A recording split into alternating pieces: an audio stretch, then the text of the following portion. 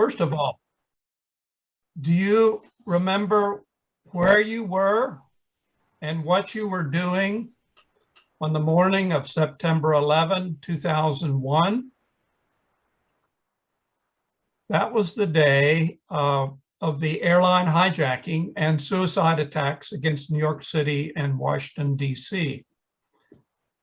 We recall the Twin Towers of the World Trade Center were destroyed, the Pentagon was hit, and a plane went down in Somerset County, Pennsylvania, that was headed toward D.C. It was a great loss of life, the deadliest terrorist attack on American soil in U.S. history. And it triggered an enormous effort by our country to combat terrorism. We were, I think, all traumatized by that day, and it certainly changed the trajectory of American focus toward fear and anxiety of those who would want to destroy our nation. Now, just a year earlier, Reverend Don Stevenson, who's with us today, he was the pastor of Christ Reformed Church in Hagerstown, and he had been installed as the president of the Washington County Council of Churches. This is the former name of the Hagerstown Area Religious Council. One of Don's key objectives was to encourage the council to begin listening to other religions that had an emerging presence in our community. He had instituted some early morning public meetings in the old Argosy room of the Tortuga Hotel for people to learn about other religions. Now, when the tragedy of 9/11 took place, he and other clergy and lay people of the Council of Churches were stunned and lockjawed by what had happened. Suddenly, they knew that they were ignorant about the Abrahamic religion of Islam, from which Christianity also descends. He asked, what do we, the churches of the Washington County Council of Churches, do to speak to the pain and pathos of a devastating occurrence? So was planted the seed of an idea for the Interfaith Coalition in Washington County. So Don gathered a group of church people that fall and winter who shared his concern. He made contacts with Ron Bowers, with Dr. Shahab Siddiqui, with Lou Yumlu, and Imam Burmi of the Islamic Society of Western Maryland, as well as Rabbi Janice Garfunkel of Congregation B'nai Abraham. Now, in February of 2002, Don proposed to the council the formation of an Interfaith Coalition committee that would seek out and develop an ongoing connection with other non-Christian religions. It was approved unanimously. Now, under Don's leadership, a very active group of 13 clergy and lay leaders began meeting regularly to speak to this important concern. The very first public gathering was held in April of that year, 2002, at Hagerstown Community College in the Kepler Theater. The evening program was a panel discussion on faith and tolerance, with a panel of Muslim, Jewish, and Christian leaders, followed by questions and answers.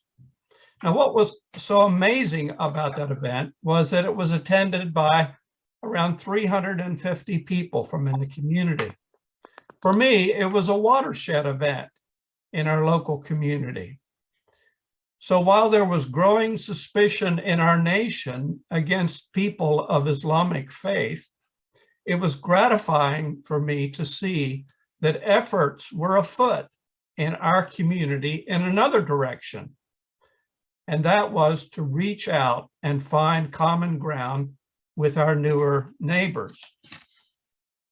Now, I was a witness to that groundswell of interfaith consciousness. I had just come to Hagerstown to serve as pastor of the downtown Church of the Brethren. I had grown up in a peace church similar to the Mennonites and the Quakers, Church of the Brethren, and I was moved by this challenge. And I've always been interested in connecting with various leaders of the Christian community, Catholic and Protestant, over the years that I've served. Now, I had some head knowledge of other religious traditions, but this initiative, an interfaith dialogue, was new to me. I had some growing to do. And so my participation was to be a part of this planning committee. Now, early on, the newly formed Interfaith Coalition developed a mission statement, and it read very succinctly, "We seek to bring together members of the Jewish, Islamic, Christian, and other traditions for the purpose of strengthening community and building up tolerance and civility among all God's people. We declare through public witness our desire to build relationships across religious and cultural lines, and to do so by listening about each other, learning about each other, removing misinformation about each other, and increasing understanding, respect, and tolerance." Now, as our founder, Don Stevenson, was retiring from full-time pastoral work, the coordination of the group was passed on to me. The coalition planning team met together monthly. Now, we planned 3 different kinds of events. First, there were educational forums on a variety of interfaith subjects. Second, there were public vigils at various locations in Hagerstown to raise awareness. And third, informal gatherings to get to know each other on a person-to-person basis. Now, there was much energy and creativity that went in developing interfaith dialogue in Washington County, and this has continued over 20 years. I'd like now to turn to my PowerPoint and show you some pictures from that time. So I'm going to share screen, and here we go. Okay, slide.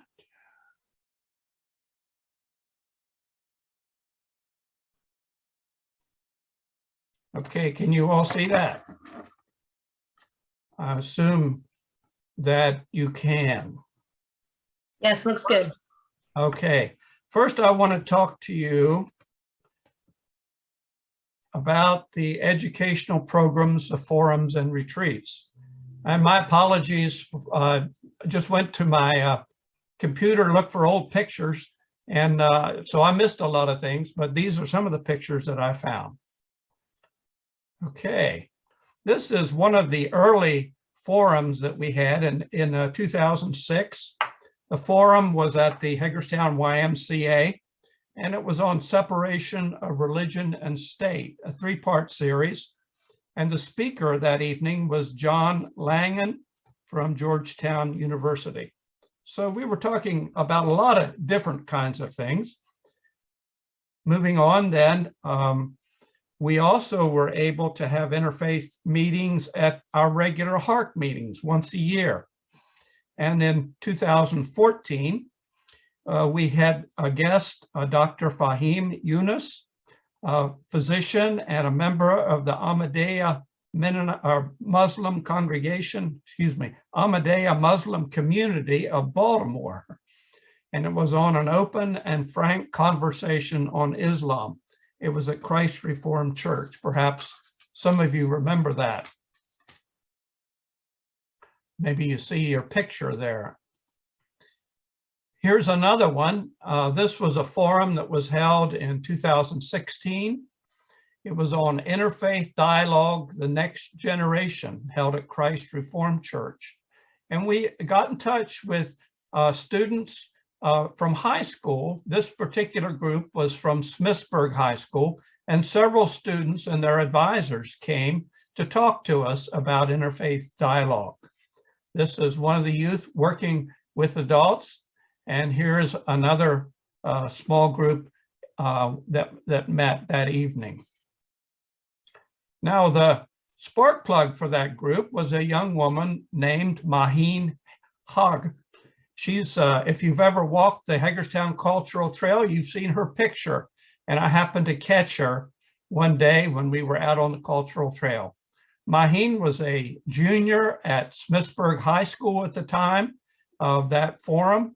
She's now through college and is studying law at Georgetown University. So she's quite a great representative of our community.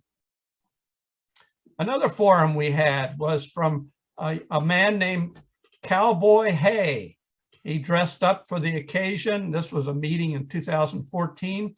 He's from the Baha'i tradition.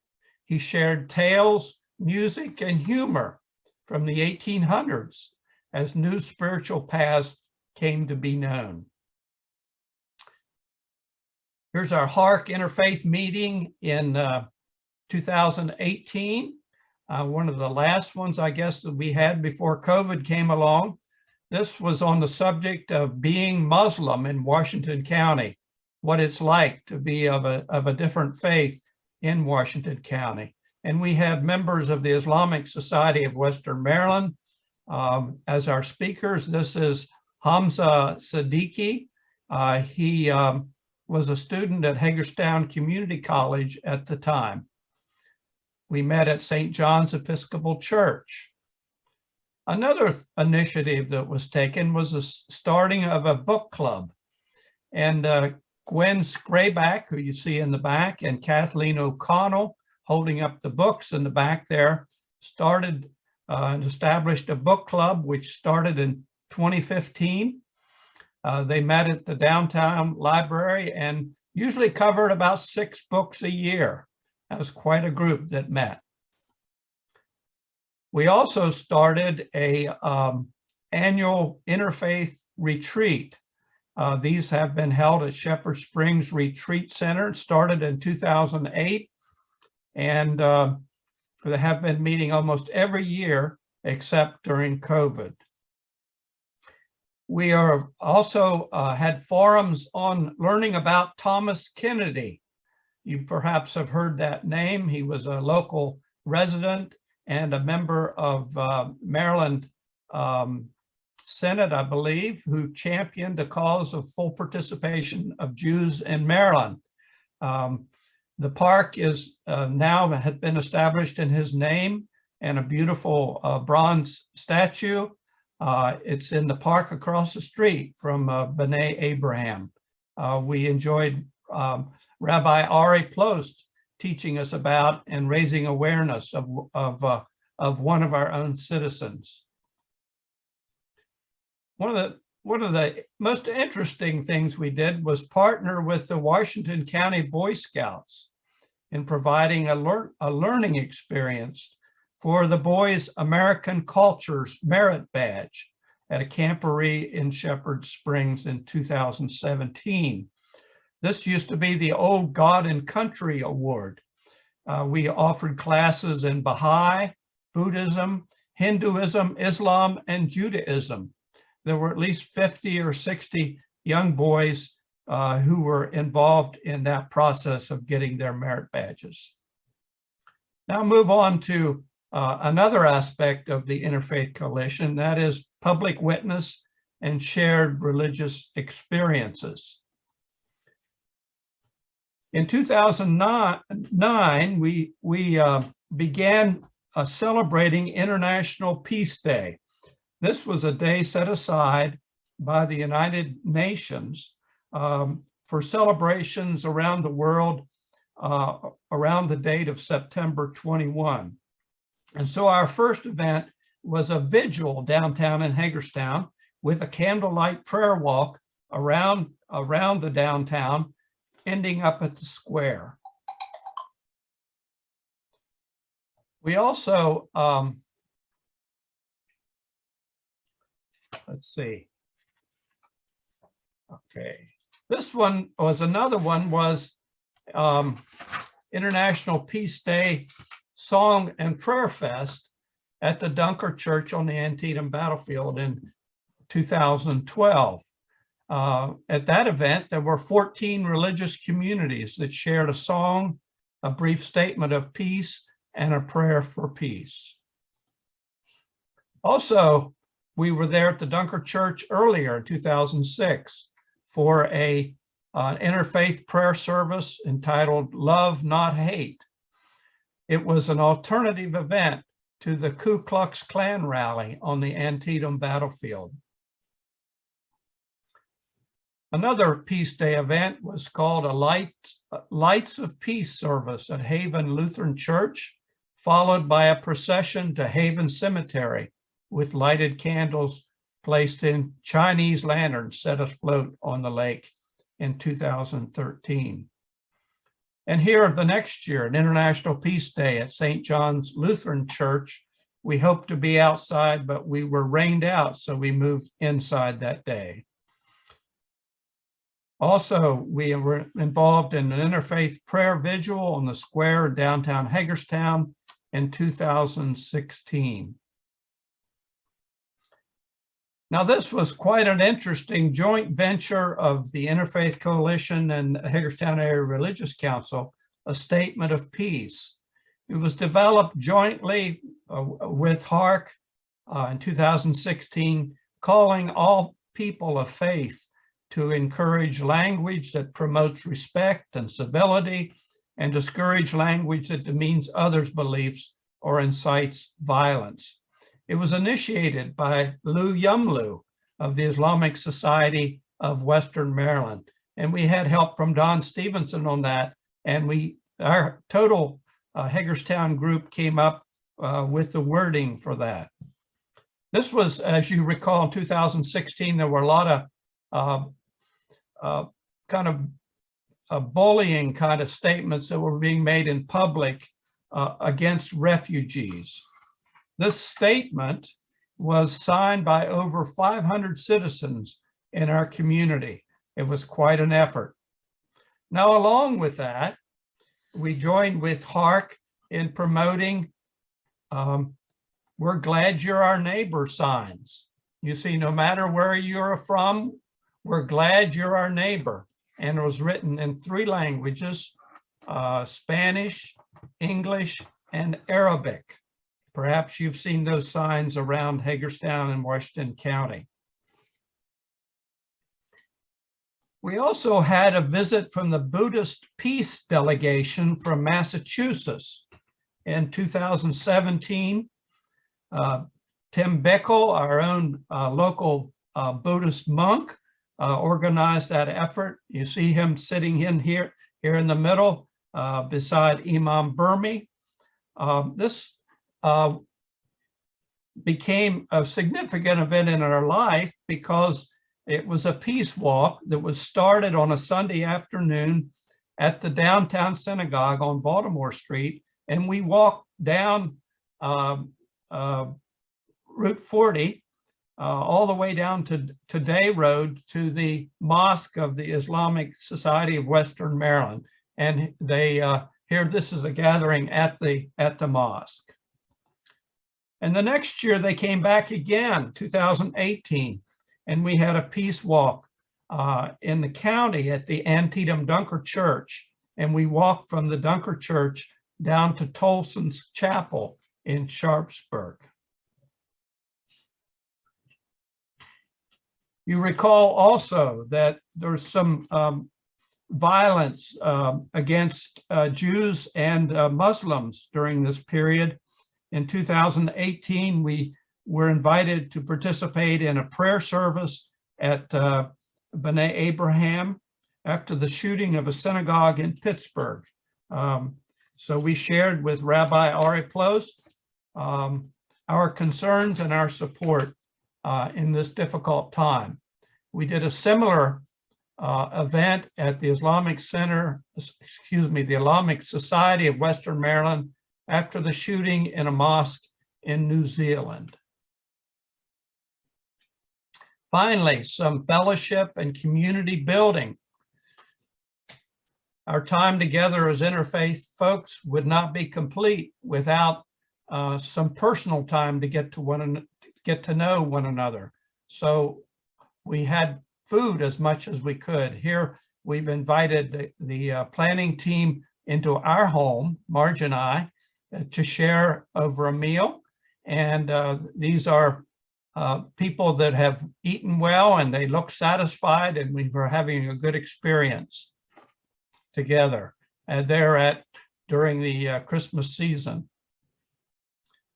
One of the interesting things that people may not remember too well was early in 2004, we had an interfaith habitat build for a house in Boonesboro.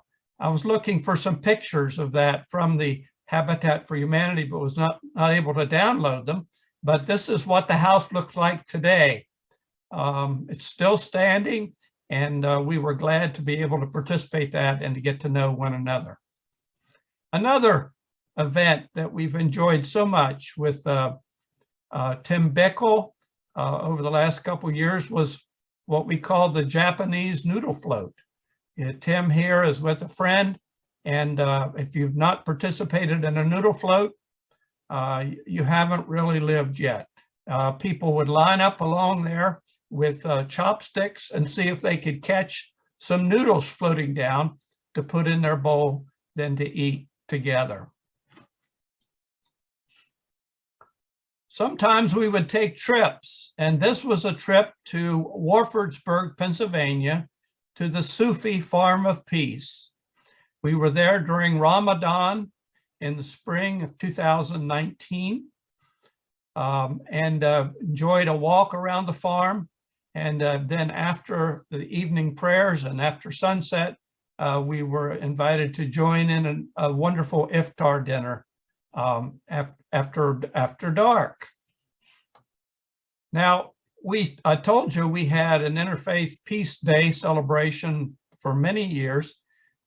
Because of COVID, we weren't able the last couple of years to do that, but we decided this past fall to have an outdoor International Peace Day celebration, even if we couldn't eat together.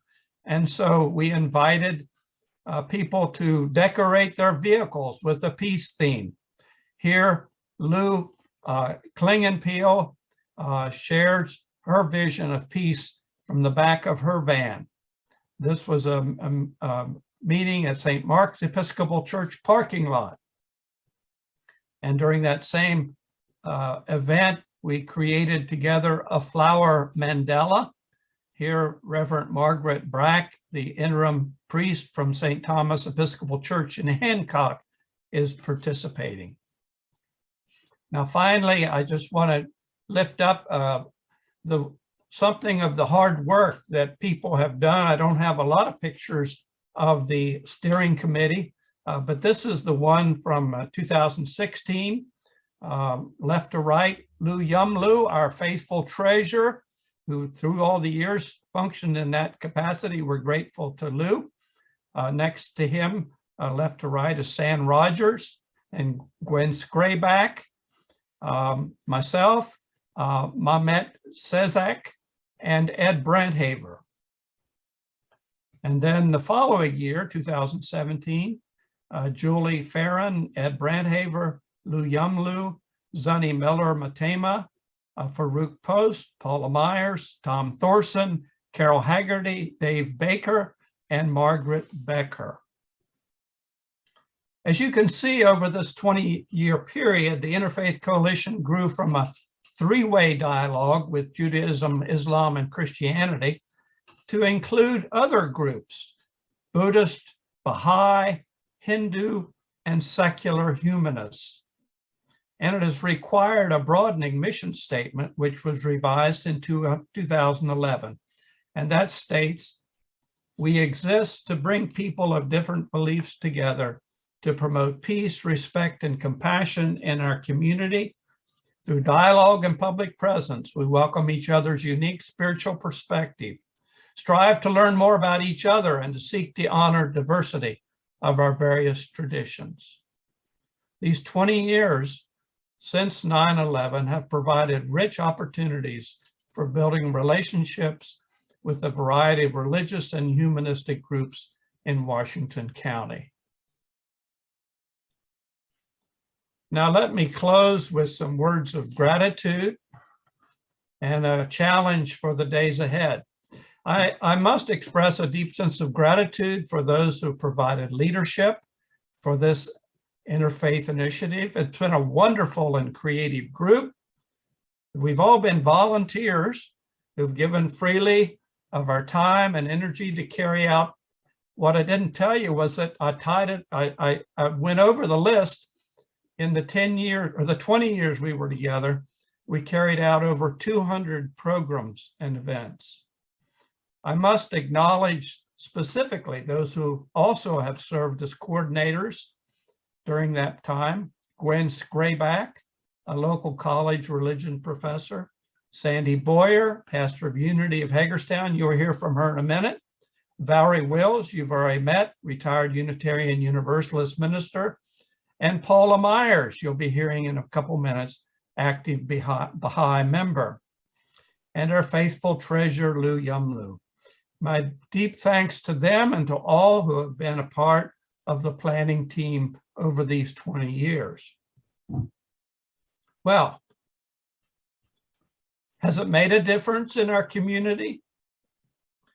Have our educational forums, our public events, our retreats, our picnics and prayer events helped to make Washington County a safer and more welcoming place for people of diverse religious and cultural backgrounds? Have we grown in appreciation of our neighbors who practice their religious faith differently? I sincerely hope so. Unfortunately, the forces of bigotry, of white supremacy, of racial and religious superiority are still very much alive in our county and in neighboring communities. There's still much work to do, and we need to continue to support all of our religious communities in Washington County. Now, as we begin to emerge from 2 years, maybe, and even more, of a COVID winter, and we move toward a closer relationship to the Hagerstown Area Religious Council, the challenge is for a new generation of religious leaders to step up and help continue fostering common ground with our neighbors of many religious traditions in Washington County. We need young voices to address the ongoing challenges of our day. So I'd like to close with a thought from John V. Taylor, who lived and worked in a religious culture much different than his own. This statement has guided me over the years. He said, "Our very first task in approaching another people, another culture, another religion, is to take off our shoes, for the place is holy. Else we may find ourselves treading on people's dreams. More seriously still, we may forget that God was there before our arrival." Now, I want to, before I give up, I want to just acknowledge the presence of Don Stevenson, who's with us today, as well as Ron Bowers, who was on that early committee. So if either one of them would like to say a word, unmute and just say a word of greeting to us or something that you would like to say on this occasion. Don? Ron? Ed, wow, you put it together. Thank you so much. The one thing that's deep within for me is that in being present and connected with other religions, my own religion is deepened, and that is of value, and I'm very selfish about that, and so I am grateful for others holding a candle around my candle to declare a faith in that that we're one, and that we're one universally. Thank you, Don. Ron?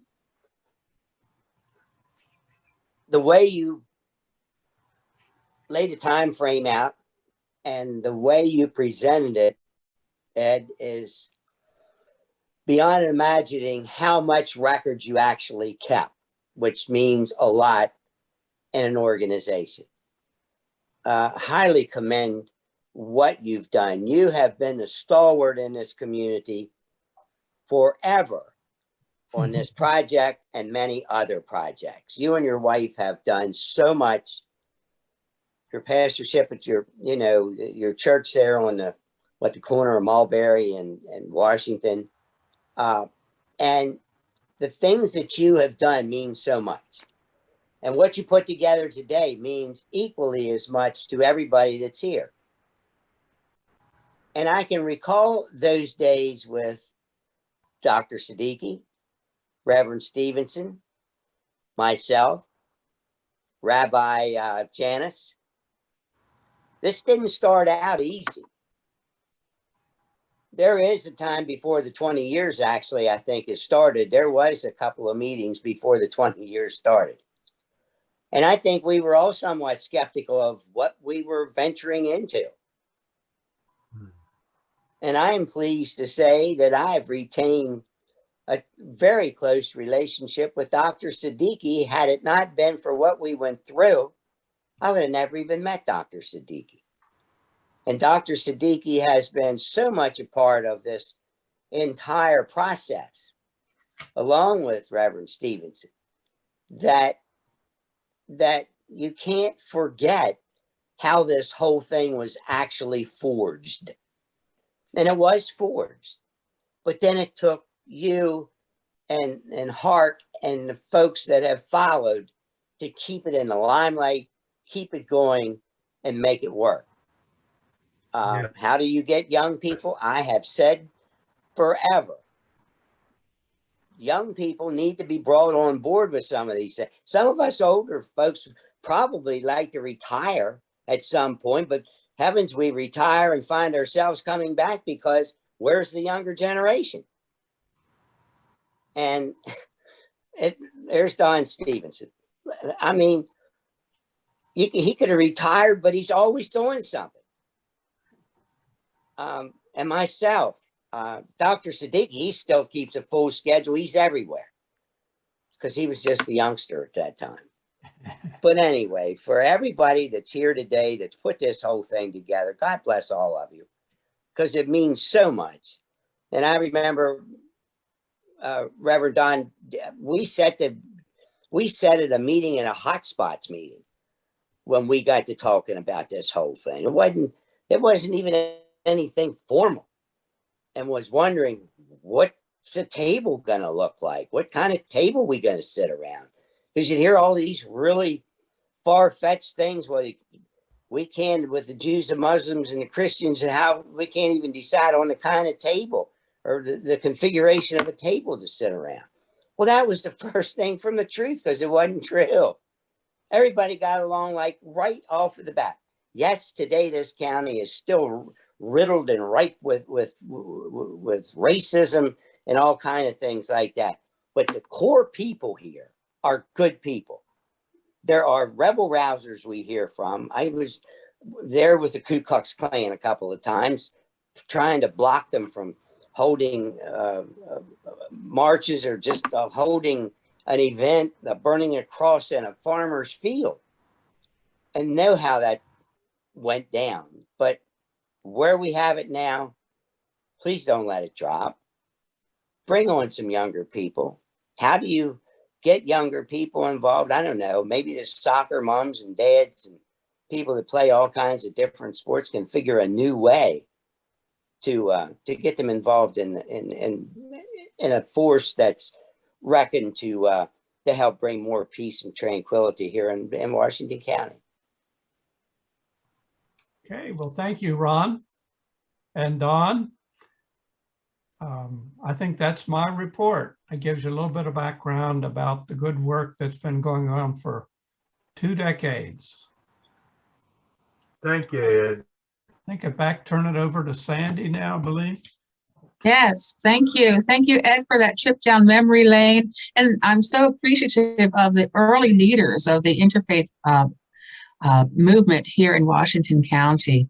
Well, we want to hear from you. So we're going to break out into breakout sessions, groups of 5. And the first thing you really want to do in each group, and by the way, each group will have a facilitator, but the first thing is to elect a group reporter, if you will, so that when we come back together, we can hear a little bit of what was discussed.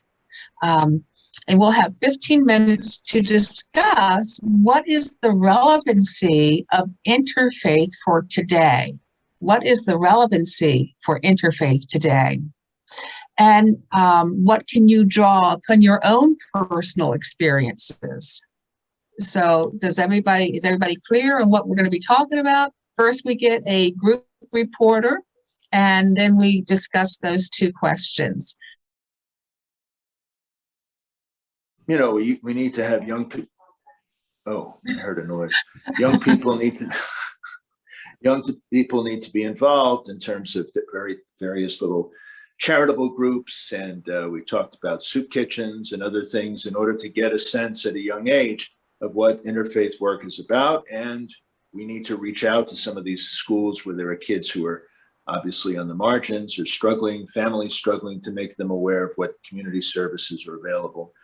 I said a few words about strength in numbers because we as interfaith minister, rabbi, imam share very similar values, whether it's peace, and social justice, compassion, kindness, and that we need to rally together around some of those fundamental values and show the importance of not division, which the media always focuses on because it makes money for them, but the way we're unified. And we also talked about the Interfaith Thanksgiving service that for some reason that kind of died out before COVID, and how it would be nice to get that going again. And I think Cindy and I talked about that. Mm-hmm. Thank you, Mark, and thank you for your great reporting back of the group. Again, we have about 30 seconds per group. So Dave, over to you. Yeah, we also focus on the younger generation, needing to involve them as much as possible. Some of the challenge of the growth of the group that's religious nuns, N-O-N-E-S,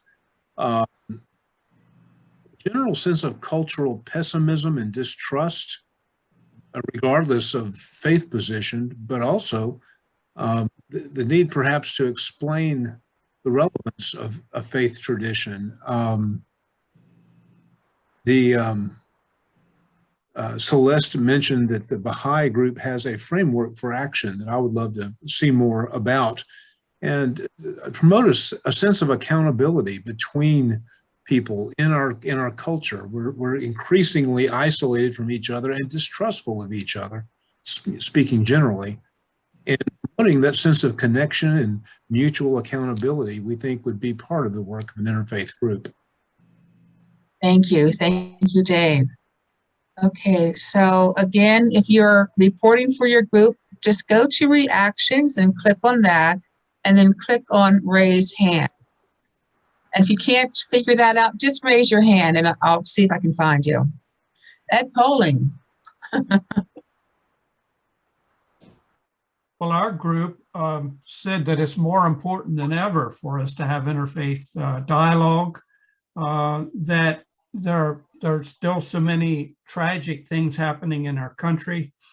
There are differences, but we do need to come together. That relationships are important. We also said that there's a lot of leadership turnover. We have new clergy coming into the community. And so we need to get to know them. So the effort continues to try to build relationships. So I think that's probably the most important thing that our group was saying, was that interfaith should be a relation building kind of thing, so we can trust one another when these tragedies happen and we can support one another. Okay, thank you, Ed. Richard, and then Dr. Siddiqui. Okay, we had 4 of us in our group, and there was certainly a common response in terms of a very strong echo on the relevancy of deepening interfaith dialogue and maintaining it and making it more broad. And also another common area is each person shared within their sphere of influence ways that they can do that during 2022. The importance of recognizing the history and not to repeat the errors of history. So I think just taking that into account, lessons learned, to have effective interfaith dialogue, and also a reference to maybe restarting some of the interfaith dialogue that was in the earlier years. So I think there was, a reference on maybe the need to kind of retap that a bit during 2022. Okay, thank you, Richard. Great points everybody's bringing up. Dr. Siddiqui?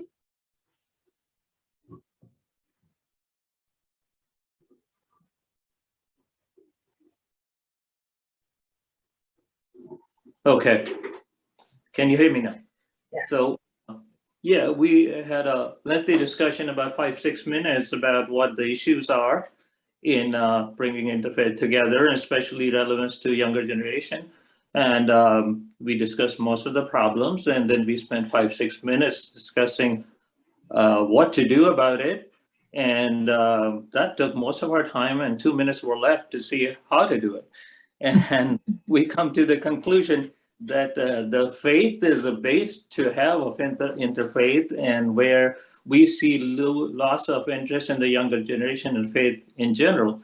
So when we feel that the younger generation has to get involved, we need to offer them a little different tool to work with, more so to relevant to their generation, how they find interest as they're not so much interested in faith. And we need to create an environment for them where they feel that this community where they're living in, especially, is education important, is social activities important, is charity more important, and making those kind of programs where they see some concrete tangent where they can work to see the results. This is definitely not becoming relevant to the younger generation. So in very little time we had left over, we concluded that we need to change our approach to the younger generation.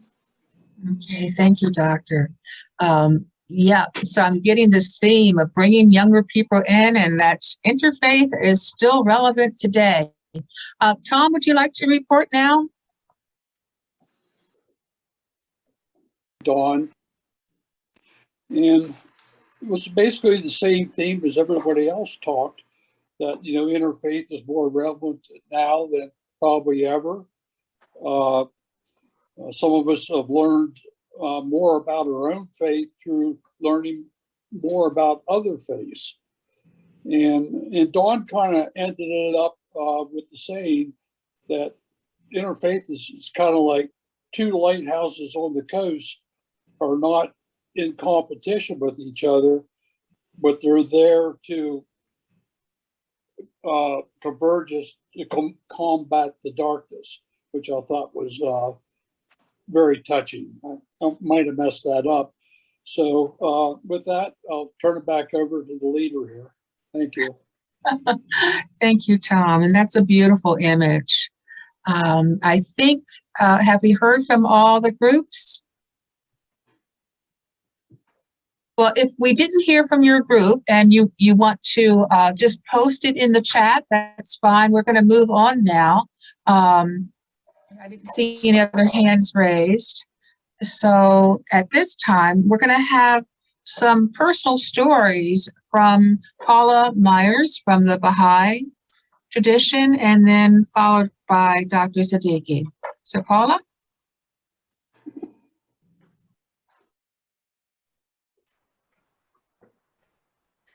Okay, I think I'm unmuted, yes? You are. Unmuted?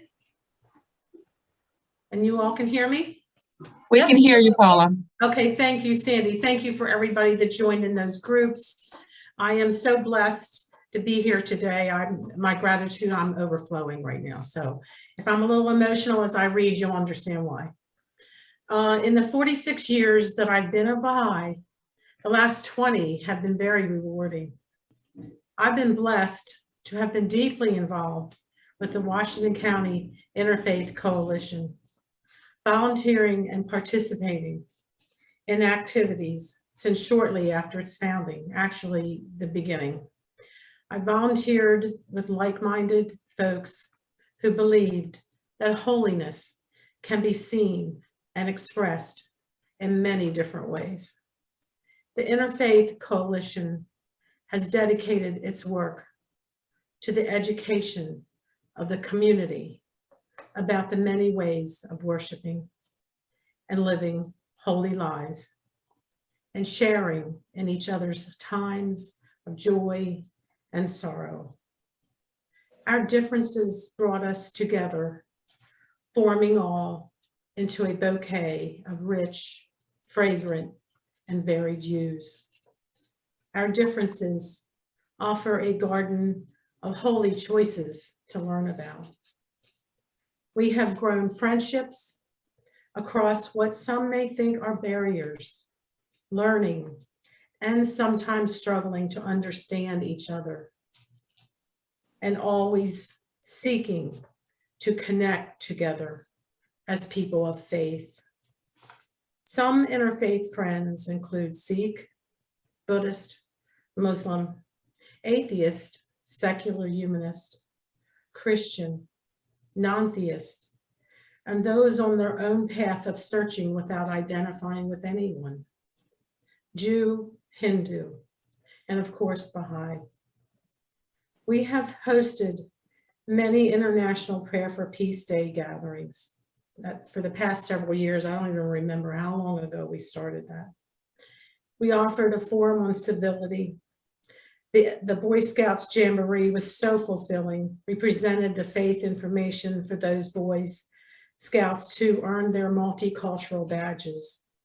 We also had picnics in many of the various parks where we had our food, fun, games, get to know each other, and cake. Organizing the Interfaith Coalition public events was easy, but joining in conversations took me out of my comfort zone.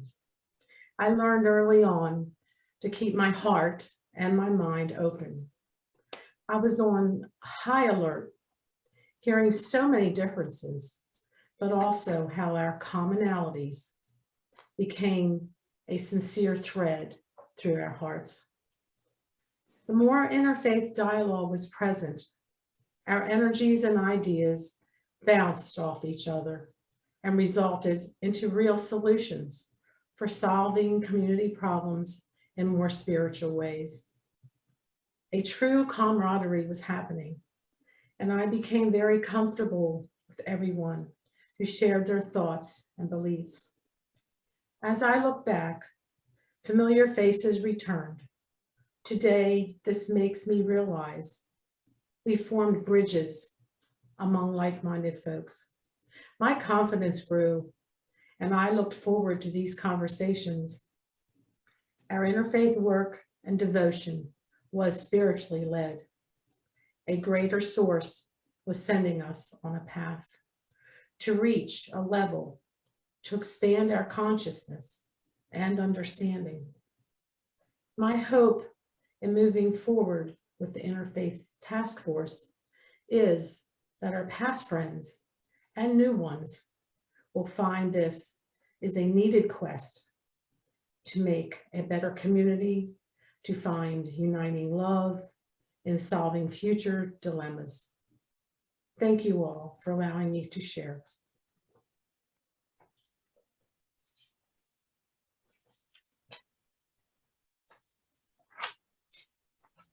Thank you, Paula. And now we'll hear from Dr. Siddiqui.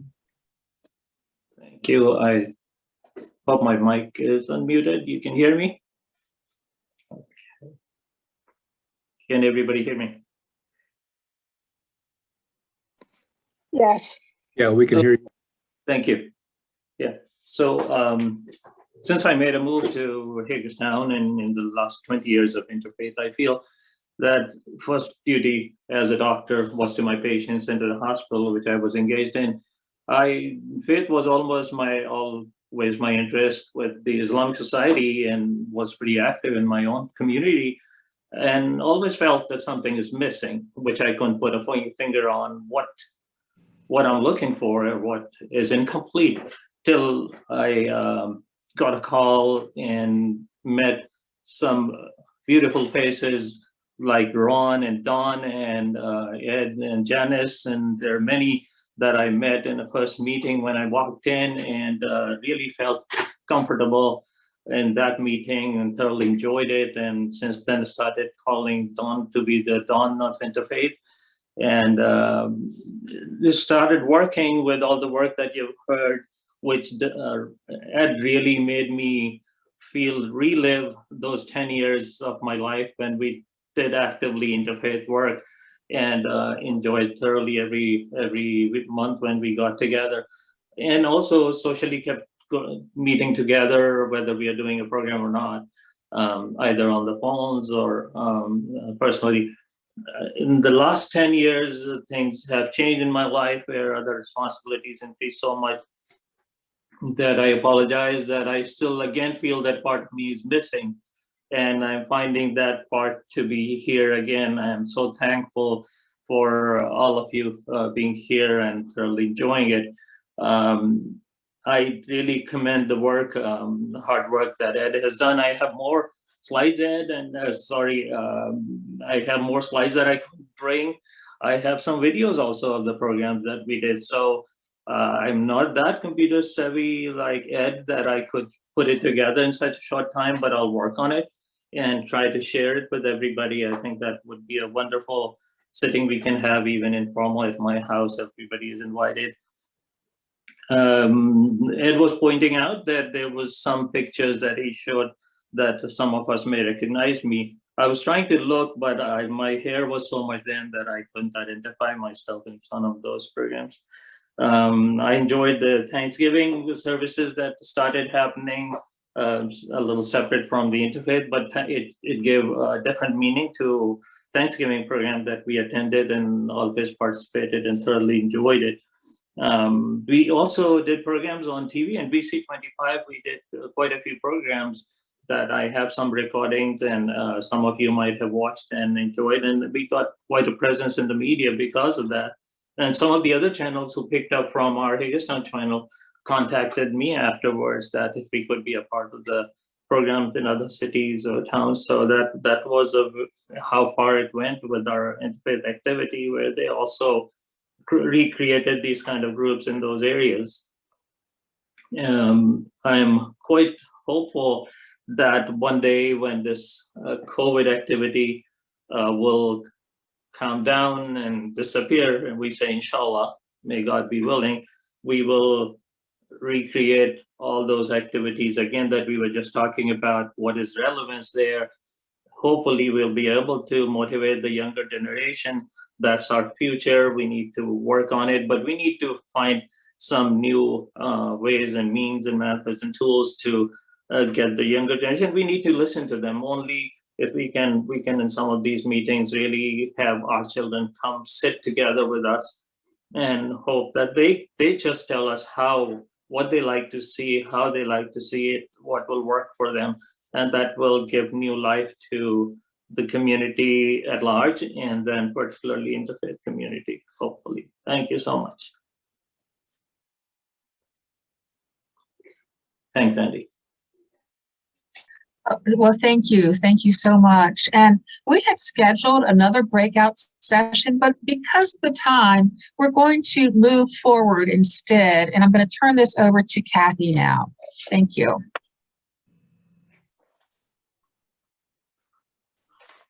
I don't really like to spotlight myself, but here I am. Just wanted to, wow, what wonderful words. Thank you, Dr. Siddiqui and Paula and Ed and Ron and Don and just all of you for participating in this celebration. It really is a reminder of the important work that the interfaith community has done over the last 20 years, but also a reminder that there's work left to do, that we're not finished yet, and that we need to try to find a way to make this relevant for the new generation. One of the things that I wanted to share today, the Interfaith Coalition and our board at HARC have been talking about, we really aren't separate. We really are one now.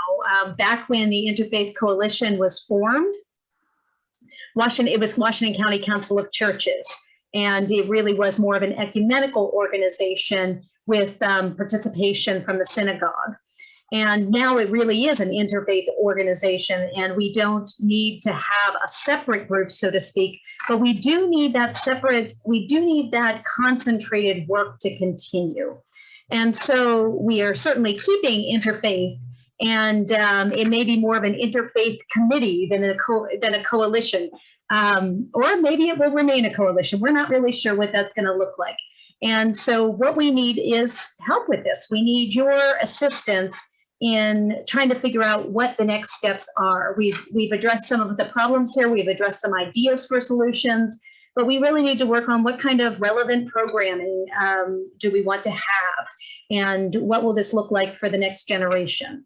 So what I want to do right now, I'm going to take myself off of Spotlight, and I'm just going to send to you in the chat a link that where I'd like you to, if you're interested in helping with this work, either being on the planning team or just helping with ideas for programs, what we'd really love to hear from you. And there we go. There's the link. So if you guys can just click on it and save it in your browsers. I can also send it out. We can send it out via email after the meeting as well.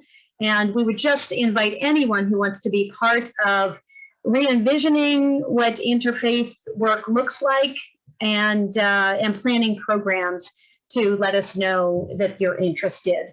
And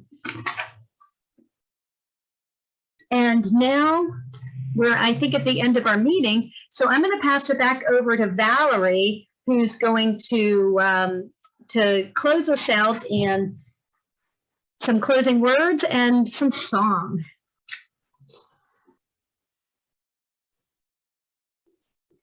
Thank you, Kate. Interfaith prayer is no different from your own prayer, because you pray with your own heart. May the words that I say in prayer touch the religious person you are.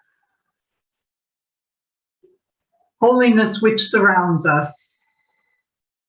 This afternoon we have turned to each other in the hope of the blessing and sharing of love, companionship, and acceptance. May these fragile beginnings lead us into deeper, holy understanding and loving acceptance. Amen. Go now in peace. Go now in peace. May the spirit of love surround you everywhere, everywhere you may go.